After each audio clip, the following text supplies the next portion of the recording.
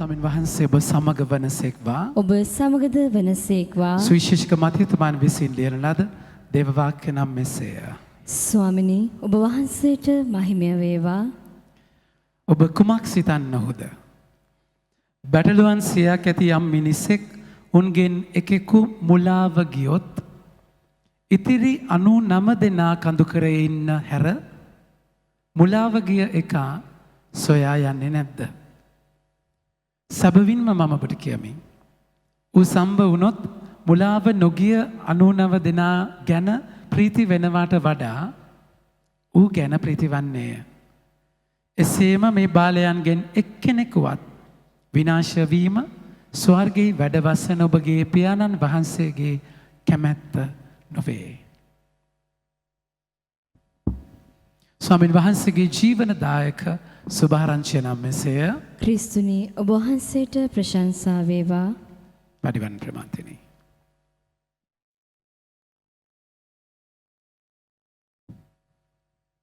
මගේ ආදර ප්‍රමාන්තිනි, උන්වහන්සේගේ ආදරය මහා පුදුම අත්දැකීමක්. ඒ තමයි ඒ ආදරය ඔබට මට ආදරය කරන විදිහ බයිබලයේම කියනවා.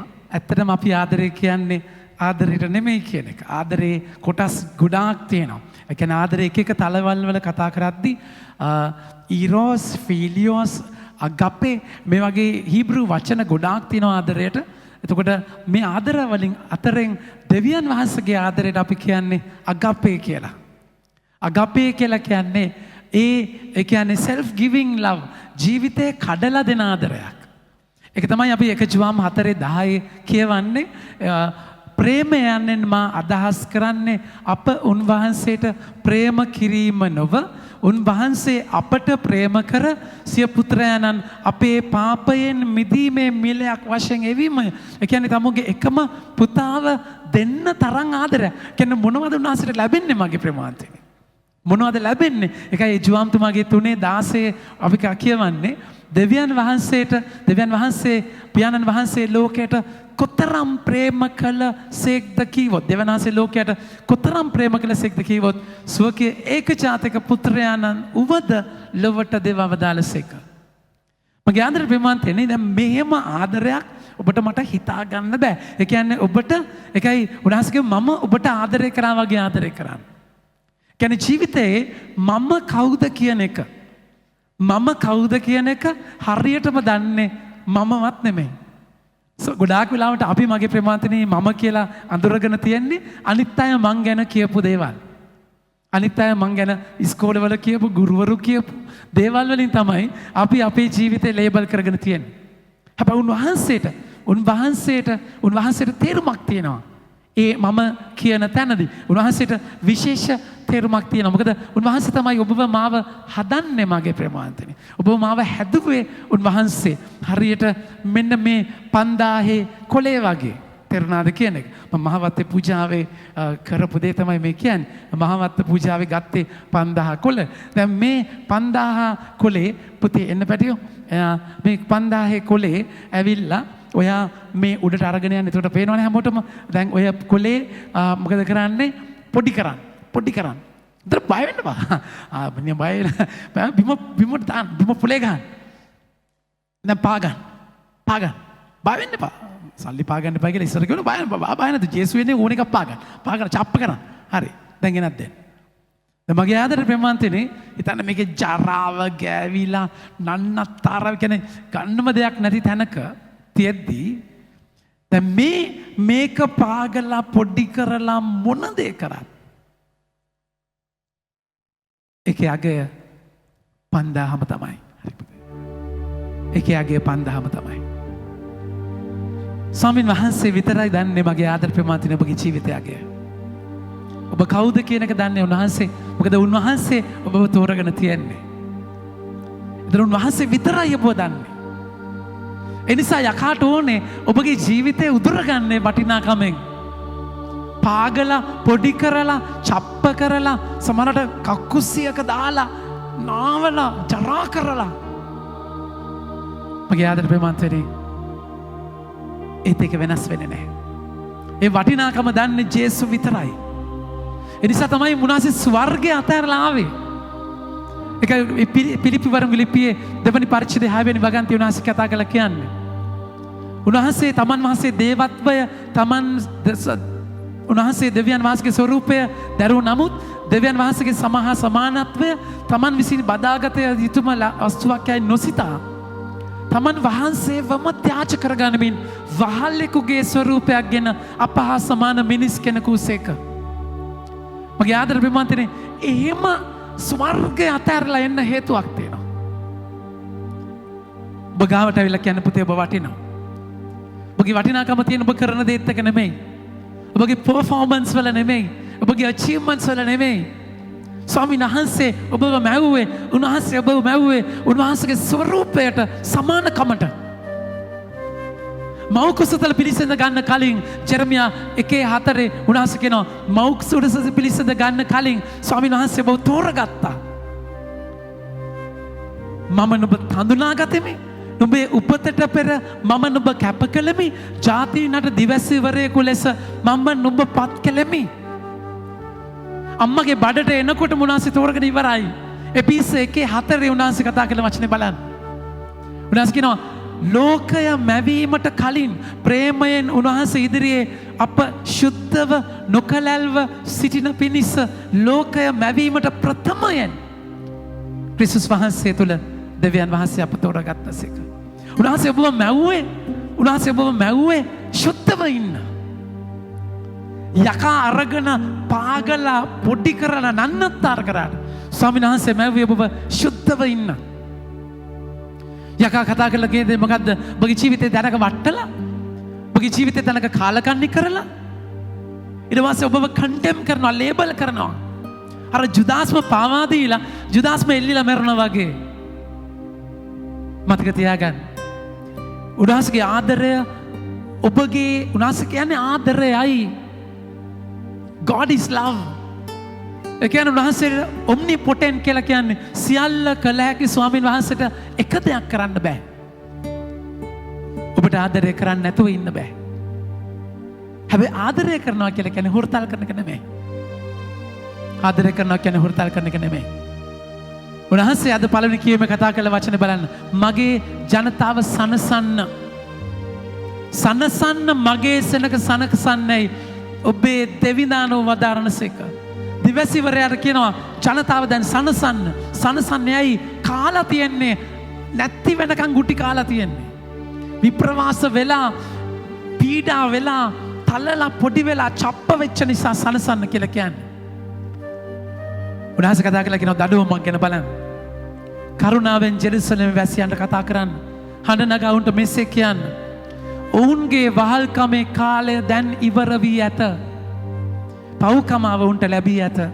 සියලු පව්වලට දඬුවම දෙගුණය බැගින් සමීදුන්ගේ හස්තයෙන් උන්ට ලැබී ඇත. පව් සමාව ලැබිලා නෑනේ. දෙපාර දෙගුණයක් ගුටි කාලානේ. තව මොන සමාවද? කියන්නේ ඒ පුරාණ කිව්ස මේව තමයි. දැන් ඒ කියන්නේ ඔබට මට පේන්නේ ඒ කියන්නේ මේ තාත්තා ඒ කියන්නේ දැන් මම වරදක් කර ගමන් තාත්තට හොත්තටම 84000ට කේන්ති ගිහිල්ලා දෙනවා අයි දෙගුණයක් දඬුවම් කරනවා. අපිට කියනවා දේව උදාස. දේව උදාස කියලා කියන්නේ wrath of God. wrath කියලා කියන්නේ උදාසට. මේ දේව උදාස කියන එකේ තේරුම තමයි මේ අපේ තාත්තලට යන කේන්තිය නෙමෙයි හොඳේ. අපි දකින අපේ තාත්තා කේන්ති ගිහිල්ලා තියෙන කොහමද? අපේ තාත්තට කොහමද කේන්ති ගියේ? අපේ අම්මට කොහමද කේන්ති ගියේ? ඒ ඇවිල්ලා එහෙම කේන්තියක් නෙමෙයි. දේව උදාස කියන්නේ ඒ වැරද්දෙන් නිවැරදි කරන්න ස්වාමින් වහන්සේට තියෙන දැවෙන කැක්කුම.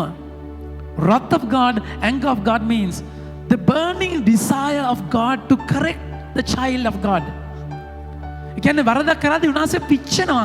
එයාව හදන්න. එනිසා තමයි දඬුවම හරියට යාව නිසි මං ගන්නවන්නට දඬුවම් දෙරන්නේ. ඒකයි රිදෙන්නේ. පාපය තුල රිදෙන්න ඕනේ. වචනේ කතා කරලා කියන බලන්න. මෙසේ කියන අහනට සවන් දෙන්න. වනාන්තරයේ සමිඳුන්ට මාවතක් එලි කරන්න. පාලු කරේ දෙවිඳුන්ට මහා පාරක් සාදන්න. ඒ කියන්නේ දෙවියන් වහන්සේට එන්න ඔබගේ ජීවිතේ ගලවන්න ඔබ ඉඩක්. ඔබගේ ජීවිතේ ඉඩක්. මගේ ආදර ප්‍රේමාන්තයනි උන්වහන්සේ අද සුවිශේෂී කතා කරන්නේ නැති වෙච්ච බැටළුවා ගැන උපමා. උන්වහන්සේ කතා කළා කියනවා ඔබ කුමක් සිතනවාද? බලන්න වචනේ. බැටළුවන් 100ක් ඇති යම් මිනිස්සෙක් උන්ගෙන් එකෙකු මුලාව ගියොත් ඉතිරි 99 දෙනා කඳු කරේ ඉන්න හැර මුලාව ගිය එක සොයා යන්නේ නැද්ද? නෑනේ. නැද්ද?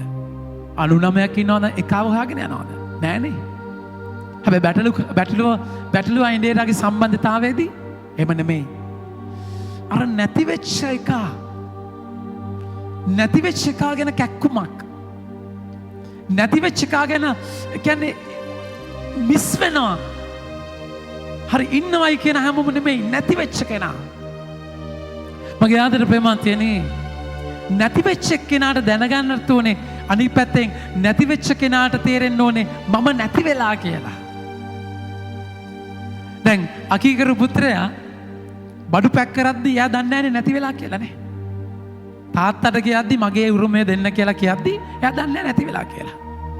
ඊට පස්සේ පිටරට වීසා ඇප්ලයි කරලා ඇන්ටිජන් PCR චෙක් කරලා කාර්ය යද්දි දන්නේ නැති වෙලා කියලා. ඊට පස්සේ හම්බ වෙන කාන්තාවෝ පාටි ක්ලබින් නැති වෙලා කියලා තේරෙන්නේ නැහැ.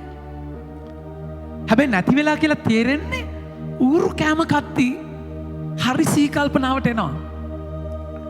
දැන් ඕක එහෙම වෙන්න ඕනෙත් නෑ. තේරුණාද? දැන් ඔය ඌරෙක්ව ෂේප් එකේ පන්නලා ඌරු කැම කමගමම්ම ෂේප් එකේ පන්නලා ඌව බේකන් කරලා තේරුණාද කියන එක ෂේප් එකේ ඌරන් උස්ස දිදී එතන ගානට ගාන හොයාගෙන වෙන බිස්නස් එකක් පටන් අරගෙන මිනිහට ගොඩ යන්න තිබුණ ලස්සනට. ගොඩාක් වෙලාවට අපිව උන්වහන්සේ ඌරු කොටුවට දැම්මයින් පස්සේ අපි ඒකේ වෙන ට්‍රේඩ් එකක් පටන් ගන්නවා. තේරුණාද කියන එක? කෙනෙක්ගෙන් බූට් එක කාලා නන්නත්තර වෙලා පාවිච්චි වෙලා අතෑරියයින් පස්සේ එයා ගණිකා වෘත්තියට යනවා. තේරුණාද කියන එක? ඒ කියන්නේ ඒක අර බූට් එක කාලා පාවිච්චි වෙලා අතෑරුණාම උඩාසගේ හඬට සවන් දෙන්නේ නැහැ. ඒක කියන්නේ උන්වහන්සේ සමහර විට හොසියා 5:15 කතා කරනවා මම මගේ සෙනග අතෑර මගේ වාස භවනයට යන්නේ මේ. මගේ සෙනග තමන්ගේ වරද පිළිගෙන මා සොයා යනතුරු මම වුණ අතර මගේ වාස බලන්න යන්නේ නෙමෙයි. සමහර විට හොඳේ. ඔවුන් දුක් විඳින විට වුණාකම මා සොයා යනවා. සමහර විටයි එන්නේ. නැත්තම් ඊතර මේ දුකම කොයිතරම් සතුටක්ද කියලා තේරුණාද කියන එක. ඒකත් එක්කම යන්න පුළුවන්. මගේ ආදර පින්වත්නි ජුදාස් දැනුණයින් පස්සේ දුක් විඳයි කියලා ජුදාස් එල්ලිලා මැරුණා. හැබැයි පේදුරුතුමා දුක් විඳාම ජේසුස් වෙතට ආවා. මේක වෙනස උදාහරණයක් ඔබට ආරාධනා කරන්න මෙතන. ජීවිතේ ඔබට නැති වුණා කියලා දැනෙන්න ඕනේ. ඒක රිදෙන්න ඕනේ. මගේ ආදර ප්‍රේමන්තනි ඔය රිදෙන තැන වටිනාකම යකා පාපයත් එක්ක ඔබට කරන බරපතලම දේ ඔබගේ වටිනාකම නැති කරනවා. මම අවලංකාසියක්. මම මොකෙද්ද? ජීවිතයේ ප්‍රතිපත්තියක් මම කවදාවත් මෙහෙම කරන්නේ නැහැ කියලා හිතාගෙන ඉන්න ප්‍රතිපත්තිය. මම යාළු වෙන කෙනාව තමයි මම බඳින්නේ. මම ඒ කෙනත් එක්කයි ඉන්නේ කියන ප්‍රතිපත්තිය කැඩෙනවා. ඊට පස්සේ මම කවදාවත් බොන්නේ නැහැ කියලා හිතාගෙන ඉන්න ප්‍රතිපත්තිය කැඩෙනවා. ජීවිතේ අපි ඉන්නවා එක එක ප්‍රතිපත්ති වල. කවදාවත් මම මෙහෙම කරන්නේ නැහැ. ඔය ප්‍රතිපත්තිය කැඩිච්ච ගමන්ම යකා ලස්සන්ට එනවා. කාලකන්නිකම අරගෙන ශික් මම මෙහෙම කරානේ ශික් ප්‍රාතේ කාලකන්නිකම මතක තියාගන්න මගේ ආදර ප්‍රේමන්තයනි උන්වහන්සේ ඒ කියන්නේ ඔබගේ වටිනාකම දන්න ස්වාමින් වහන්සේ ඔබව හදපු මවපු ස්වාමින් වහන්සේ තමයි ඔබගේ වටිනාකම දන්නේ. කාගේ අතටද යන්නේ? කවුද පාවිච්චි කරන්නේ? කවුද පොඩි කරන්නේ? උන්වහන්සේට අදාළ නැහැ. ඔබගේ වටිනාකම උන්වහන්සේ දන්නවා. ඒක උන්වහන්සේ කතා කරලා කියන්නේ උන්වහන්සේ සොයාගෙන එනවා. ඒ නැතිවෙච්ච බැටළුවව සොයාගෙන ජේසුට ඔබව මිස් වෙනවා. ඔබ චුට්ටක් හිතලා බලන්න ජේසුට ඔබව මිස් වෙනවා නම් ඒ කියන්නේ ඉරහඳ මාපු ස්වාමීන් වහන්සේට ඔබව නැතුව උන්වහන්සේ කියනවා ජෙරමියා පොතේ මගේ හදවත කකියනවා. උන්වහන්සේ එකයි යෙසායා 15 උන්වහන්සේ 49 15 කියන්නේ හැකිද මවකට තම කිරිදරුවා අමතක කරන්නට ඇය එසේ කළත් මම කිසිදා ඔබව අමතක නොකරමි. ඇය හැකිද ඇයට කිරිදරුවා පෙම් නොකරන්න. මවක ඇගේ දරුවා අමතක කළත් මම නම් කිසිදා නුඹ අමතක නොකරමි. මගේ හැදෙන පිමන්තේනේ චුට්ටක් හිතලා බලන්න ස්වර්ගයේ දේවත්වය අතහැරලා ආවේ ඔබව උන්වහන්සේට වටින නිසා.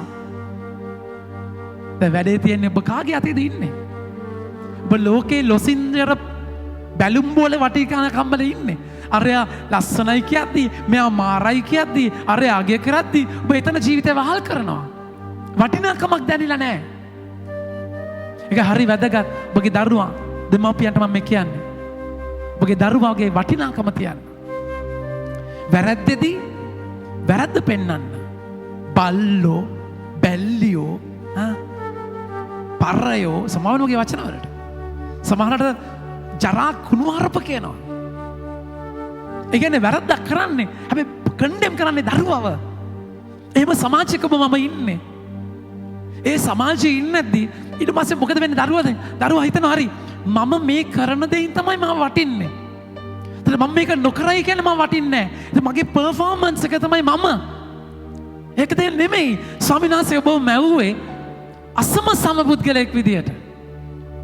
මම යාදර පින්වත්නි ඔබ මම අපි හැමෝම තුවාල වෙච්ච අය. මමත් නැති වෙන්න බැරි බණුන් අහපු කෙනෙක්. තේරෙනවද කෙනෙක්? හැබැයි ජේසු ගාවට යනකම් එනිසා ඔබට බැන්න දෙමව්පියෝ කවුරු හරි ඒ තැන්වල ඒ තැන්වත් එක තරහක් තියාගන්න නැතුව ජේසු ගාවට යන්න. ජේසු ගාවට ගියයින් පස්සේ ඒ ආදරය ඔබව දරා ගන්න විදිහක් තියෙනවා. සමහරවිට උන්වහන්සේ ඉඩ දීලා තියෙන්නේ ඔබව එහෙම කඩා වැටෙන්න. ඒ ලෝකයේ තැන නෙමෙයි ඔබ වයිති උන්වහන්සේට කියන එක කියන්න. මගේ ආදර ප්‍රමාන්තයනේ උන්වහන්සේ කතා කළා කියනවා. අද පළවෙනි කියවීමේ 8 වෙනි වගන්තිය 7 වෙනි වගන්තිය සමිඳුන්ගේ හුස්ම වැදුණු විට 6 වෙනි 6ට ගන්න මම ඇසිමි සකල මිනිස් වර්ගයා තනකොළ හා සමාන වෙති. ඔහුගේ සුන්දරත්වය වනමල් මෙන් පහවී යයි. සමිඳුන්ගේ හුස්ම වැදුණු විට තනකොළ වියලී යයි මල් පරවෙයි මිනිස් වර්ගයා ඒ තනකොළ හා සමානයි. ඒ කියන්නේ අපේ මනුෂ්‍ය මට්ටමේ වටිනාකම් මම ජීවිතේ ෂොක් වෙච්ච දවසක් තමයි සඳුදා ඉරිදා රෑ. අපි ගියා ෆාදර් ප්‍රසාද්ගේ බර්ත්ඩේ එකට. ෆාදර් ප්‍රසාද්ගේ බර්ත්ඩේ එකේ දා නෙමෙයි තිබුණේ. නමුත් අපිට එන්න පුළුවන් නිසා පන්තියේ යාළුවෝ ඔක්කොම ගියා. ෆාදර් ඉන්නේ ඉවනිං ස්ටාර් එකේ. ඉවනිං ස්ටාර් කියලා කියන්නේ මගේ ප්‍රමාන්තියනේ. වයසට ගියාම පියතුමන්ලා යන තැන. සමහරට අපිත් ගිහලා ඉඳී. මගදී වීසා හම්බුනේ නැත්තම් බලාපොරොත්තුවක් නැහැ යන්න. කැමති ඉක්ම මගදී හම්බ වෙනවා නම් වීසා එක. එතනට යන්න ඉස්සෙල්ලා. ෆාදර් ප්‍රසාද් මගේ හොඳම යාළුවෙක්. ඒ කට්ටිය ෆාදර්ස් කට්ටිය කන තැන ෆාදර් මට එහා මේසේ එහා කොනේ ඉඳන් ඉඟි කරලා කිව්වා. අපි යමු. මම එළියට ගියා ෆාදර් ප්‍රසාද් එළියට ආවා. මට කිව්වා කලණය කියලා කියන්නේ බඩුවක් පෙන්නන්නම් කියලා. කාමරේ ෆාදර්ස්ලා වයසට ගිය ස්වාමීලාගේ කාමර තියෙන්නේ. කාමරේක දොර ඇරලා පෙන්නවා. මිනිස්සෙක් ඉන්නවා මෙහෙම කට පැත්තට ගිහිල්ලා කියනවා ෆාදර් කිව්වා ভেජිටබල් එකක් වගේ. කවුද දන්නවද මේ? මම හොඳට මට අඳුර ගන්න බෑ. සභාවේ හිටිය පතාක ස්වාමී කෙනෙක්. මම නම කියන්නේ. පතාක ස්වාමී කෙනෙක්. Multiple cancer. එක පෙත්තක් නැති වුණොත් එයා නැති වෙනවා. දවසට මේ පෙත්තෙන් තමයි ඉන්නේ මල්ටිපල් කැන්සර්. කියන්නේ කැන්සර් පිළිකා ගොඩක් ඇඟ ඇතුලේ. පණ නැහැ. තේරෙන්නේ නැහැ. මම අපි දැක්කම ඉස්සර වෙවුලනවා. දෙවෙනි කාමරේ අරගෙන ගියා. ෆාදර් කෙනෙක් ඉන්නවා. තම්පුත්කලෙක් ඉන්නවා. ඇඳුම් අඳින්න විදියක් නැහැ බට දාලා නිරුවතින් යන්තම් ඇඟ වහලා තියෙනවා. බඩින් ලොකු බටයක් මෙම ගිහිලා තියෙනවා. මගෙන් අහව කවුද කියලා. බැලුව මට අඳුර ගන්න බෑ. ලොකු ස්වාමී කෙනෙක්. පල්ලිවල ලොකු පල්ලිවලට පතාක චරිත. මගේ කකුල් දෙක පැන නැති වුණා. ඒක හැද්දි. මං ටිකක් කල්පනා කරලා බැලුවා. දවසක අපිත් ඇයි මනුස්ස ජීවිත තනකොළ වගේ ස්වාමීන් වහන්සේගේ හුස්ම වැදුනම වීයේ වේලිලා යනවා. වනේ පිපිච්ච මල් වගේ ලස්සනට තියෙනවා. මෙහෙම කරද්දි නැති වෙනවා මගේ ප්‍රමාන්තයනේ. එනිසා ඒ වටිනාකම තියෙන්නේ ඔබ කරන දේවල් පර්ෆෝමන්ස් හදන දේවල් වල නෙමෙයි. වටිනාකම තියෙන ස්වාමීන් වහන්සේත් එක්ක තියෙන සම්බන්ධතාවය. ස්වාමීන් වහන්සේට ඔබ වටිනවා. ඔබ මොකක්ද කරන්නේ? ඇයි ඒ ස්වාමීලා වටින්නේ නැද්ද? වටිනවා. ඔබ මොකක්ද කරන්නේ? ඔබ කරලා තියෙන මොනවද ඉන්නේ ඔබගේ වටිනාකම තීරණය කරන්නේ? ජේසු ඔබව මවපු කෙනෙක්. ජේසුට අරමුණක් තියෙන ඔබ ගැන. එයයි වටිනාකම. ඔබම නිසා ජේසු ඔබට ඒ කියන්නේ ඔබ කවුද? ඒ කවුද කියන කෙනා වටිනවා උන්වහන්සේට. මගේ ආදර ප්‍රමාන්තියනේ. ඒ නිසා ඒ නැතිවෙච්ච බැටළුවව හොයාගෙන එනවා. එතකොට කවුද මේ 99 කවුද? මතක තියාගන්න මේ ලෝකේ මේ 99ක් නැහැ. තමන් සිල්වත් යයි සිතන කිසිම කෙනෙක් මේ ලෝකේ නැහැ. ඔය 99ට අයිති වෙන. අපි හැමෝම නැති වෙච්ච කෙනෙක්. කවුද ඉන්නේ 99? තමුන් සිල්වත් කියලා හිතන ආඩම්බරකාරයෝ හරි. එයා නැති වෙලා නැද්ද? පරිසිවරු විනයදරයෝ ජේසු පිළිගත්තේ නැති අය අනිත් අර වඩා නැති වෙලා. ඒ නැති වෙච්ච කම අර ඌරු කොටිය බිස්නස් එක පටන් ගත්ත නැද්ද? පෝක් බේකන් නැද්ද? පෝකී සදාගත්ත අය තමයි ඒගොල්ලෝ. ඒක වහගන්න චරිත. එහෙම නැත්නම් අපි හැම කෙනෙක්ම නැති වෙච්ච කෙනෙක් මගේ ප්‍රමාණය. ජීවිතේ නන්නත්තර වෙච්ච කෙනෙක්. ඒ නන්නත්තර වෙච්චකම වහගෙන ඉන්න දක්ෂ අය ඉන්නවා.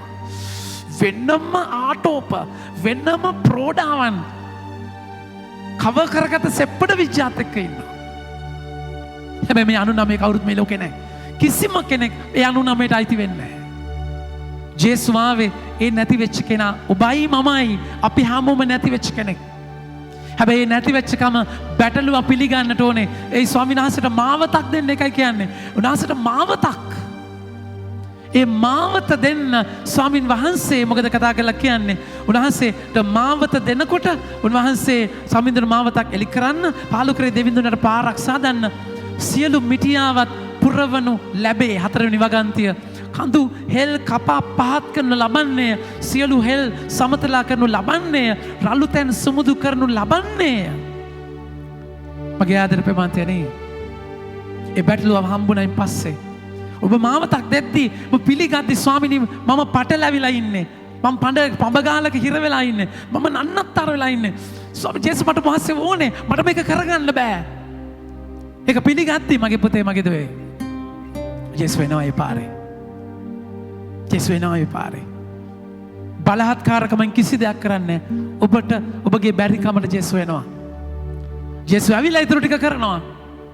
දෑබර උන්වහන්සේ අද කතා කරලා කියනවා අද අවසාන වගන්තියේ පළවෙනි කියවීමේ 11 වෙනි වගන්තිය එඬේර කුසේ එතුමානෝ තම රැළ පෝෂණය කරනසේක දෑතින් බැටළු පැටවන් වඩාගෙන ලයෙහි උන් හොයාගෙන යනසේක කිරදෙන බැටළුවන්ට මඟ පෙන්වනසේක. මගේ ආදර ප්‍රමාන්තින එක තැනකදී ඔබ වැටිච්ච නැතිවෙච්ච බැටළුවෙක් ඒ බැටළුව ස්වාමීන් වහන්සේ ලයේ තියාගෙන හොයාගෙන එනවා.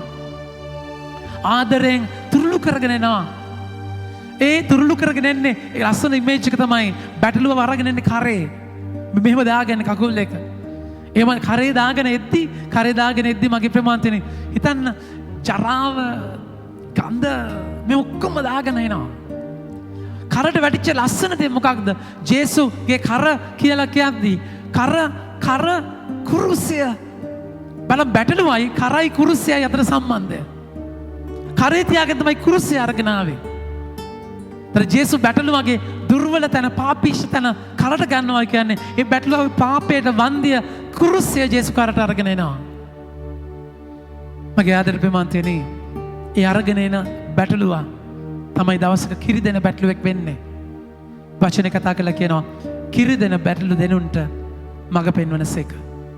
ඔබට මට ආරාධනා කරනවා නැති වෙච්ච ඔබව හමු වෙච්ච ස්වාමින් වහන්සේ වටිනාකම කියා දුන්න ස්වාමින් වහන්සේ ඔබගේ ජීවිතය අච්චර පොඩි කරලා පාගලා විනාශ කරලා ආයිතුනාසගේ අතට අරගෙන වන්දි ගෙවලා ඔබ වටිනව පුතේ කියලා කියපු ස්වාමින් වහන්සේ තව වටින කෙනෙක්ට ජීවිතයට ශක්තියක් වෙන්න ඔබට දුන්නු බැටළුවන්ගේ ගඳ උහුලන්න ස්වාමින් වහන්සේ ඔබට ආරාධනා කරනවා. අවසන් කරනවා පේදුරුතුමාට බැටළු රැළ බාර දෙන්නේ ජුවම් 21:15 ඔවුන් ආහාර වැළඳු පසු සීමොන් පේදුරුන් වහන්සේ කතා කොට ජොහන්ගේ පුත්‍ර වූ සීමොන් මොවුන්ට වඩා ඔබ මට ආදරය කරන්නේද යසුසෙක්. එසේ ස්වාමිනී මා ඔබට ප්‍රේම කරන බව ඔබ දන්නාසේකයි පිළිතුරු දුන්නේ. ඇයි මොවුන්ට වඩා කියන්නේ? අනිත් ගෝලයන්ට වඩා පේදුරුතුමා පව් කරා. පර්වතය කියපු කෙනා ජේසු කියද්දී ඔබ මාව පාවා දෙනවා දන්නේ නැහැ කියලා තුන් පාරක් කියනවා. කියද්දී පේදුරුතුමා පිළිගත්තේ නැහැ උද්දච්චකමෙන් හිටියා. කඩාගෙන කියන්නේ පේදුරුතුමා මුරණ්ඩු වෙලා හිටියා. කවදාවත් මම එහෙම කරන්නේ නැහැ ස්වාමිනී කියලා. හැබැයි පේදුරුතුමා පාවා දුන්නා. පේදුරුතුමා පාවා දුන්නායින් පස්සේ මගේ ප්‍රේමාන්තනේ ජේසු පේදුරුතුමා දිහා බැලුවා. ලුක් 22 හරි ලස්සනට කියනවා. ජේසු 61 වෙනි වගන්තියේ ලුක් 22:61 ස්වාමින් වහන්සේ හැරි පේදුරු දෙස බැලූසේක. පේදුරු දෙස බැලූසේක. අද කුකුලා හඬලන්න පළමුවෙන් ඔහු නාදුමේ තුන් වරක් ඔබ මා ගැන කියන්නේ ඇයි ස්වාමින් වහන්සේ ඔහුට පැවසු කීම සිහි කොට පිටතට ගොස් දැඩි දුකින් හැඬිය. කෑක් ගහ හැඬුවා. ජේසු ඒ පේදුරුගෙන් අහන්නේ අනිත් හැමෝටම වඩා මට ආදරේද? එහෙම ආදරය කරන්න හේතුවක් තියෙනවා.